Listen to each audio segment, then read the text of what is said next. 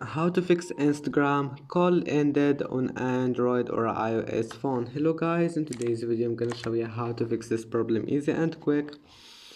First go to App Store or Play Store, and here make sure your Instagram is updated. Just see if there is any update here, and if you found any update just click on it, and that's it, your problem must be fixed. And now if that doesn't fix it, or you can't find any update or something like that, then just turn off your Wi-Fi and restart your phone. Close all the applications in the background and then open Instagram and turn on your Wi-Fi. And if that also doesn't fix it and you have an Android phone, go to settings, apps, and then apps again.